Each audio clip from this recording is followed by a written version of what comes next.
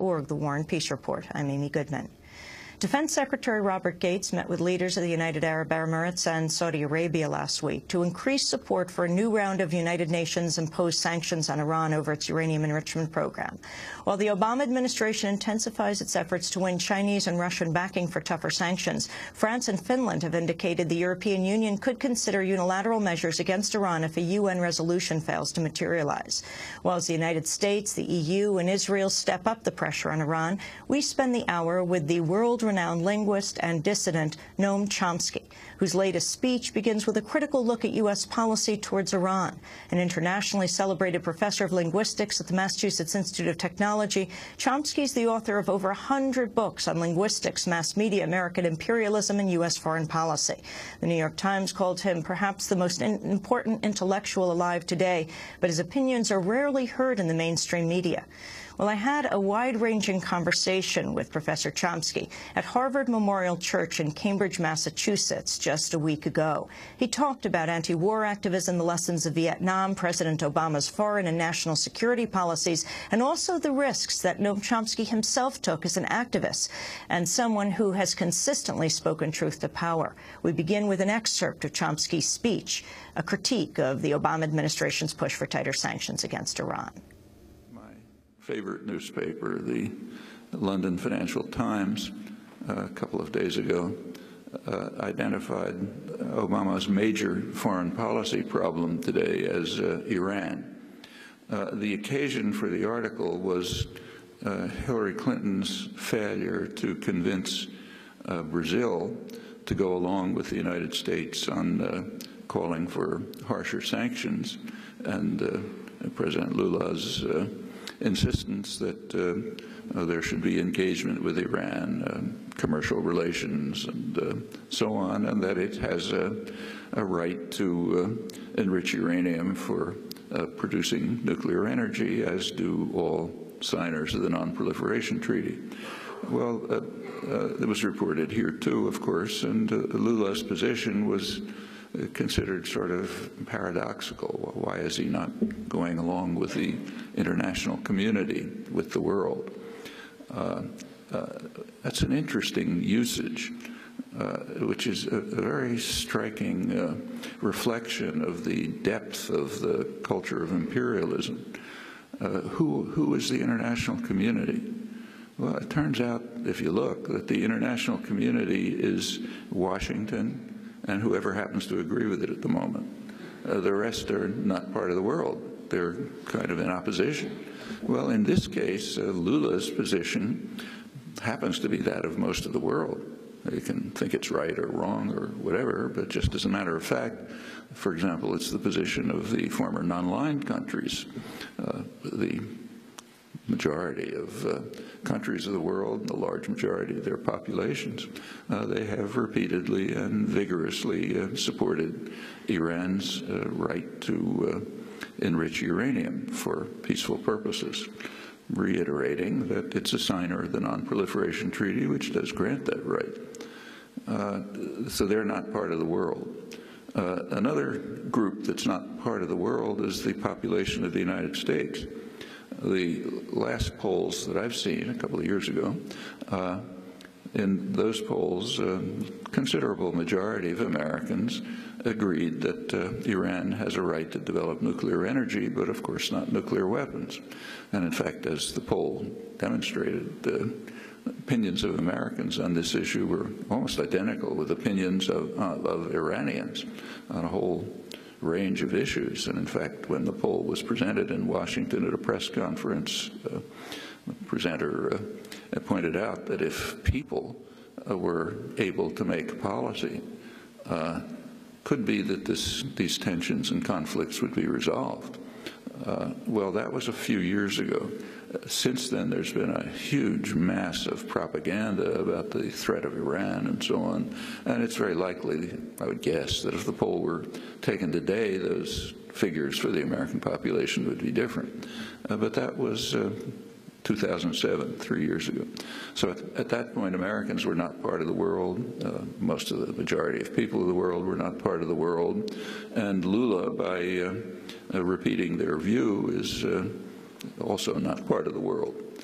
could be added that he's almost surely the most popular political figure in the world, but that doesn't mean anything either. So what about the conflict with Iran and the threat of Iran? Nobody in their right mind wants Iran to develop nuclear weapons, or anyone for that matter. So on that, there's complete agreement. And in fact, there are significant problems about a proliferation of nuclear weapons. It's not a joke. And Obama's vision forcibly stresses the need to stop the proliferation of nuclear weapons and to reduce or maybe remove nuclear weapons. Well, that's the vision. What's the practice? Well, the practice became clear a couple of months ago.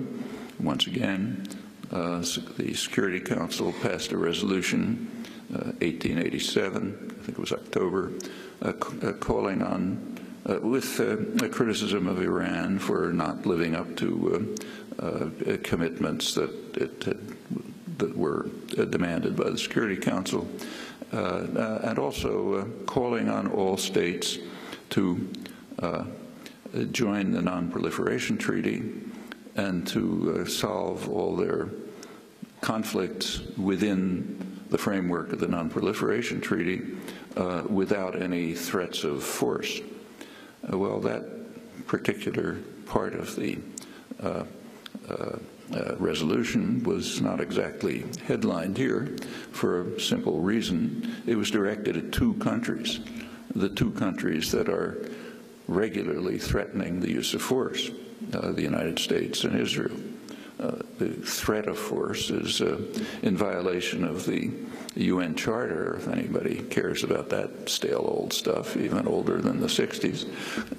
But that's never mentioned. But just across the spectrum here, almost everyone insists that the usual phrase is, we must keep all options open. That's a threat of force. And the threat of force is not just idle. So, for example, Israel is sending its nuclear submarines into the Gulf, firing distance. They're undetectable, basically, into areas where they could fire nuclear missiles. Of course, Israel has plenty of nuclear weapons. Fire them at Iran. The U.S. and others, its allies, are carrying out field operations, exercises plainly aimed at Iran. There's a little hitch because Turkey is refusing to go along, but that's what they've been trying to do. So they're regular threats, verbal and in policy. Israel actually is sending the nuclear submarines and other warships through the Suez Canal with the tacit agreement of Egypt, the Egyptian dictatorship, another U.S. client in the region. Well, those are all threats, constant, verbal, actual, and the threats do have the effect of inducing Iran to develop a deterrent. Whether they're doing it or not, I don't know. Maybe they are. But if they are, the reason, as I think almost all serious analysts would agree, is not because they intend to use nuclear weapons or missiles with nuclear weapons.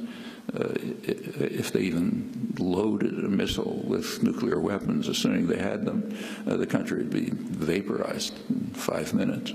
And nobody believes that the ruling clerics, whatever one thinks about them, have a kind of a death wish and want to see the entire country and society and everything they own destroyed. In fact, U.S. intelligence figures pretty high in who've talked about it estimate the possibility of Iran ever actually using a nuclear weapon as maybe 1%, so low that you can't estimate it. But it's possible that they might develop them as a deterrent. One of Israel's leading military historians, Martin von Crefeld, a couple of years ago, after the invasion of Iraq, wrote in the international press that of course, he doesn't want to see Iran have nuclear weapons. He said, but if they're not developing them, they're crazy. The U.S. had just invaded Iraq, knowing that it was totally defenseless. It was part of the reason why they felt free to invade. Everybody can understand that. The Iranian leaders can certainly understand it. So therefore, to quote von Crefeld again, if they're not developing a nuclear deterrent, they're crazy. Well, whether they are or not is another question, but there's no doubt that the hostile and aggressive stance taken by the United States and its Israeli client are a factor in whatever planning is going on in top Iranian circles as to whether to develop a nuclear deterrent or not. MIT professor Noam Chomsky speaking recently at Harvard University. When we come back from our break, I interview him about President Obama's foreign policy. Stay with us.